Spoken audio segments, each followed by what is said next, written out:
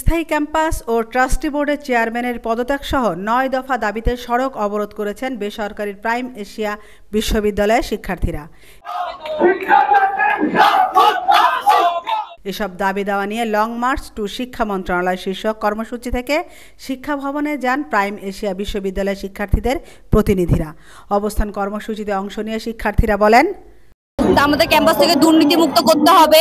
আমাদের কোষাধ্যক্ষের কাছে সামান্য কিছুদিনের জন্য দায়িত্ব দেওয়া হয়েছে। আমাদের উপাচার্য নিয়োগ দিতে হবে, আর তদন্ত কমিটিকে তদন্ত করতে হবে যে আমাদের সাথে যে অন্যায়টা হচ্ছে, তারা যে দুর্নীতি করছে এটা তদন্ত।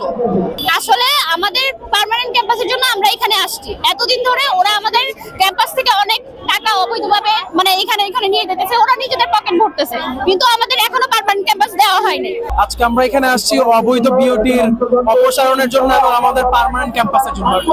শিক্ষা মন্ত্রণালয়ে তদন্ত কমিটি গঠন হয়েছিল, সেই তদন্ত কমিটি আমাদের কোনো সমাধান দিতে পারেনি। বিশ্ববিদ্যালয়কে স্থায়ী ক্যাম্পাসে স্থানান্তর করতে হবে।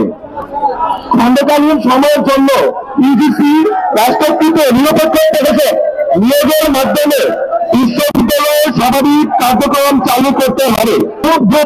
এই অবৈধ বিরতি নিয়োগ করতে হবে।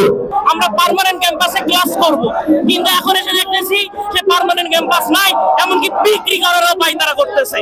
তাই আমাদের একটাই দাবি, আমাদের দীর্ঘদিনের দাবি, আমাদের সিনিয়র সাবেক ভাইদেরও দাবি, এবং আমাদের যারা রানিং স্টুডেন্ট এবং আগামীতে যারা আমাদের ভার্সিটিতে ভর্তি হবে তাদের সকলের কথা চিন্তা করে আমরা চাচ্ছি আমাদের পার্মানেন্ট ক্যাম্পাসের সমস্যা।